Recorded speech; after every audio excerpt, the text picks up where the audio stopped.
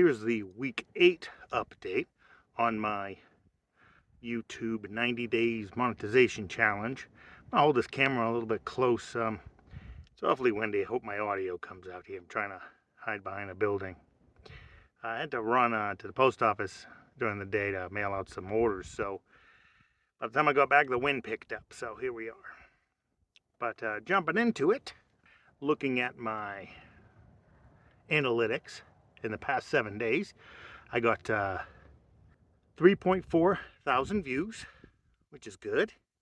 110 watch hours, also good, and 21 subs, which is up quite a bit from last week. So pretty good. I think I did a quick little opinion about Christy Nome, and I think they got a lot of attention. So hooray for me. And let's see if we jump into the earned tab to see how close I am to that monetization goal. I've got 606 subs, so 2/3 of the way there, and 3191 watch hours, so 3/4 of the way there on watch hours. It's a week 8 out of 12 or 13, for the 90 days. So about 3/4 through the challenge. We'll see if I pick up the pace or not. If I keep at this pace, I definitely won't make it. But if I increase and pick up momentum, then I can. From what I've seen, most people end up picking up momentum. It's funny, I was thinking about this YouTube. When you do these challenges, there's a lot of self-reflection that goes on too. And, you start paying attention to things you might not have. And it's interesting. This whole YouTube business reminds me a lot of Hollywood. Which I was never involved in, but I've known people. And, it's that game of luck. It's that, breakout stars and stuff.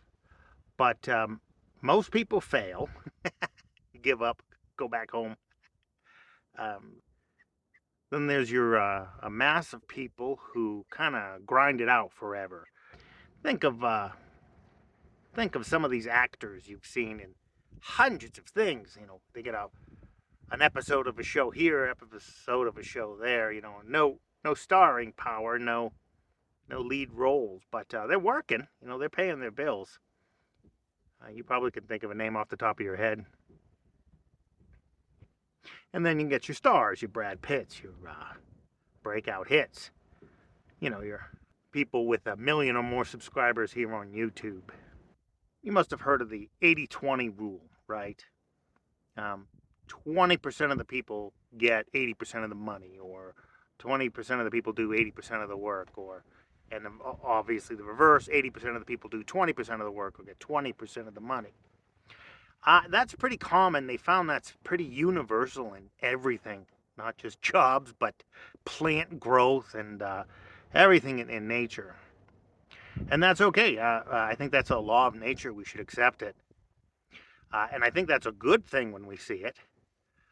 But I think we need to be careful, and our warning bells should go off when that's 99-1 or 90-10 or 97-3, really high number like that, where very small percent, 1 to 5%, get 95 to 99% of the success, the money or the opportunity or whatever. That's a little skewed. That's hyper competitive. That's I would avoid something like that. It's going to chew you up and spit you out. So I don't know if YouTube is like that or not. It's hard to tell. Not everybody wants to be a YouTube star. Some people are just putting up family photos. So that does skew the results a little bit. YouTube is a place to store your videos for free. So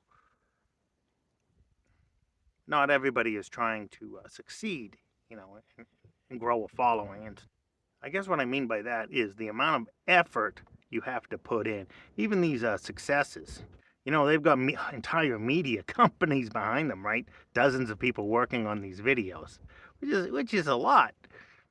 And that's all. Just a quick update. The wind is picking up, so I'll talk to you next time.